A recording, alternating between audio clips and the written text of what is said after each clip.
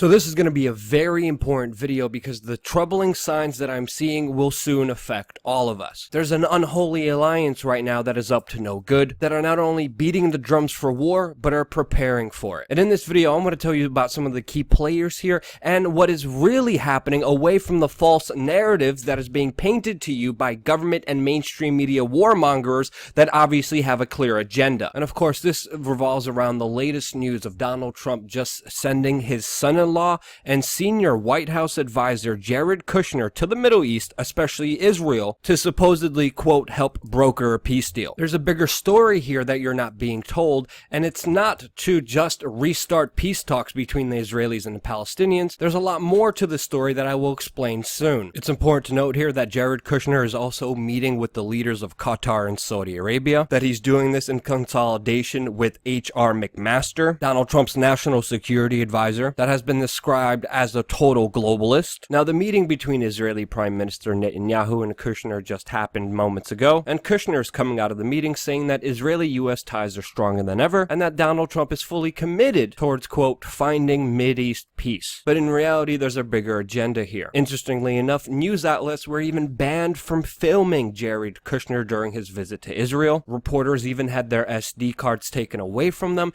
and that could be because, just as this meeting is happening about the supposed peace efforts, the Prime Minister of Israel just announced that he will begin construction on the first new Israeli settlement in 25 years. Israel also just hours ago destroyed Palestinian classrooms that were donated by the international community and NGOs and destroyed them to the ground on the first day of school. And these bold moves by Israel show the international community that the chance of these peace talks working are very unlikely. And another clear factor why these peace talks won't work is the very fact that Jared Kushner is coming from a very biased perspective. The Israeli Prime Minister Netanyahu was actually friends with Jared Kushner's father, who was a real estate developer and donor to Israeli causes, and Netanyahu even stayed in Kushner's home in New Jersey, sleeping in Jared's bedroom and forcing Jared Kushner, who was 17 at the time, to move to the basement that night. It's also interesting to note that Kushner's dad, who was close friends with Netanyahu, also pleaded guilty to 18 counts of making illegal campaign contributions, tax evasion, and witness tampering that sent him to jail for over 2 years. Jared Kushner also has business ties with one of the Israelis' richest families, and if that doesn't show a clear bias, I don't know what does. Jared Kushner also is close friends with and parties with people like Chuck Schumer, the Koch brothers, and Soros at the Hamptons. They actually had an official party where George Soros and the Koch brothers were spotted together. And it's not that these very influential, politically powerful people are just friends with each other. They also do business with each other. As we learned that Jared Kushner has actually gotten a bunch of money from George Soros, and we're talking in the range of almost $1 billion when it comes to his connections and investments with Goldman Sachs and the financer of left-wing movements, George Soros. Jared Kushner is becoming a very powerful, influential person when it comes to modern-day politics, and very few people seem to even criticize him. But his influence is staggering, especially if you look at the fact that he personally himself worked out the $110 billion weapons deal to Saudi Arabia. It was Jared Kushner who personally negotiated this deal and also got on the phone with the CEO of Lockheed Martin and negotiated a better deal for Saudi Arabia. In response, Saudi Arabia and the UAE donated over $100 million to fund Ivanka Trump. And then afterwards, it was Saudi Arabia and the UAE that donated over $100 million to Jared Kushner's wife, Donald Trump's daughter, Ivanka Trump, after the deal. The same Ivanka Trump that allegedly persuaded her father to bomb the Syrian government when they were fighting forces that were financed by Saudi Arabia. So personally, I don't have much optimism in these Middle East peace talks between the Israelis and Palestinians when Jared Kushner, the arms dealer for Saudi Arabia, is supposed to make that happen. So, and personally, from my understanding, this is being used as a cover to talk about the real serious issue that Israel, the United States, and Saudi Arabia have to deal with, and that is their utter loss inside of Syria. And we have seen Donald Trump recently re-engage in the Syrian conflict by continuing U.S. coalition bombings that killed 78 civilians recently, and also targeted and killed forces forces that were fighting against ISIS. And there was a very important meeting that just happened recently that's not getting any major play in the mainstream media, and that is the meeting that happened between the Israeli Prime Minister and the President of Russia, where they sat down to decide the future of Iran inside of Syria. Now, it is very clear that Israel has sided with the rebel groups against the Syrian government, many times treating and aiding rebel groups on the Golan Heights region, and also at times bombing Syrian government forces that were fighting against these radical Islamic terrorists. And now that it looks that the Syrian government, along with Iran, China, and Russia, will be successful in defending their land, Israel now wants a seat at the table to decide the future of Syria after the civil war is over. The Americans, Saudi Arabians, and Israel were hoping that Assad would fall for many geopolitical reasons, but he has not. And those countries have lost, as we've seen. Netanyahu, who said that Iran must withdraw from Syria or Israel will, quote, defend itself, or aka attack Syria. And many groups like Hezbollah are responding and saying that many Sunni groups from Iran and Iraq would be involved in this future conflict if Israel did decide to attack Syria. And what we're seeing right now is a geopolitical competition between the United States, Saudi Arabia, and Israel, between Hezbollah, Iran,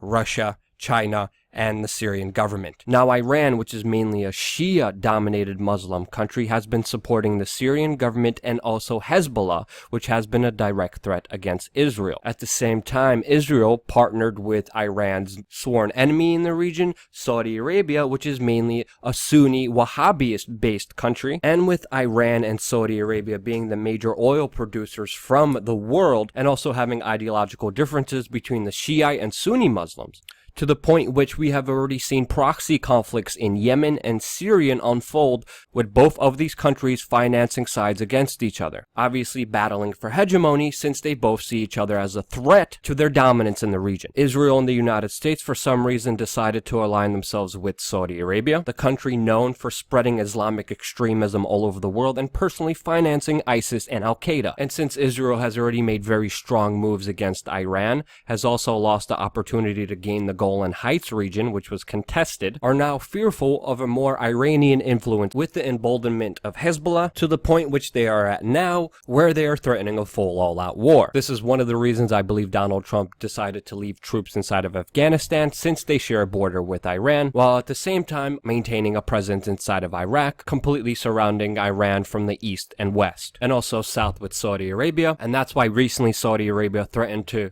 have a full all-out war with Qatar, since Qatar started showing favorable signs towards Iran. Now, this whole entanglement is just an utter mess, and it has shown the hypocrisy of the United States, because on one hand they're telling you that they're fighting terrorists, but in reality they're doing the complete opposite of it so they could go after Iran, who has actually been fighting radical Islamic terrorists, to the insane point when even Henry Kissinger himself warned that destroying ISIS would lead to a stronger Iran. And we have seen the United States even go as far as to support and make it an initiative to support radical Islamic terrorists so they could counter Iran. The United States, with Saudi Arabia, has engaged in war crimes, mass starvation, and genocide inside of Yemen, not only with our tax dollars, with our weapons deal, but also directly sending U.S. troops to that country, where they not only armed Al-Qaeda, but actually fought directly with them against the mainly Shia forces that were influenced by Iran. Donald Trump deciding to stay in Afghanistan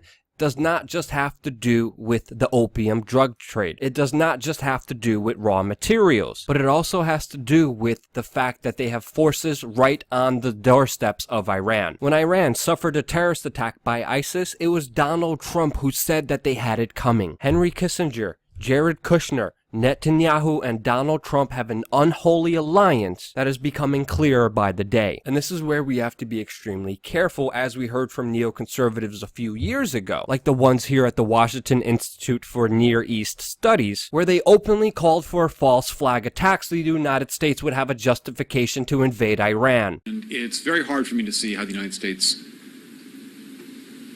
president can get us to war with Iran.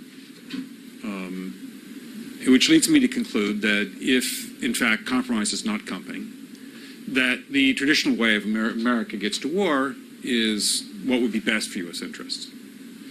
Some people might think that Mr. Roosevelt wanted to get us into World War II, as David mentioned. You may recall we had to wait for Pearl Harbor. Some people might think Mr. Wilson wanted to get us into World War I. You may recall he had to wait for the Lusitania episode. Some people might think that Mr. Johnson wanted to send troops to Vietnam. You may recall he had to wait for the Gulf of Tonkin episode. We didn't go to war with Spain until until the Maine exploded. And may I point out that Mr. Lincoln did not feel he could call out the Federal Army until Fort Sumter was attacked, which is why he ordered the commander at Fort Sumter to do exactly that thing which the South Carolinians had said would cause an attack. So if, in fact, the Iranians aren't going to compromise, it would be best if somebody else started the war. One can combine other means of pressure with sanctions. I mentioned that explosion on August 17th. We could step up the pressure. I mean, look, people, Iranian submarines periodically go down. Someday one of them might not come up. Who would know why? We are in the game of using covert means against the Iranians. We could get nastier at that.